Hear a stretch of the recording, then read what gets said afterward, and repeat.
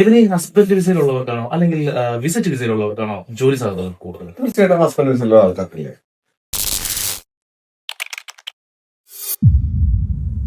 നമസ്കാരം, നിബിനാണ് നിങ്ങളുടെ കൂടെയുള്ളത്. ഇവിടെ ഈ ഹസ്ബൻഡ് വിസ, വിസിറ്റ് വിസ, ഇതില് ജോലി സാധ്യത കൂടുതലാക്കാം.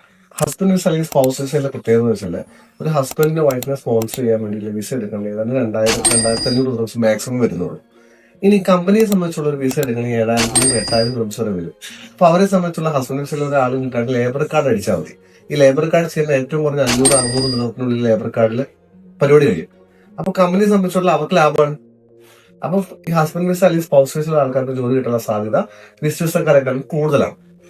അതായത് കമ്പനിയെ സംബന്ധിച്ചിടത്തോളം അവർക്ക് വിസ അടിക്കുമ്പോൾ വലിയൊരു ചെലവ് വരുന്നുണ്ട്. അപ്പൊ ഹസ്ബൻഡ് വിസയിലോ അല്ലെങ്കിൽ സ്പൗസ് വിസയിലോ ഉള്ളവർക്ക് ജോലി അന്വേഷണത്തിന് കുറച്ചും കൂടി ഈസി ആവും. That's all for today. See you in the next video.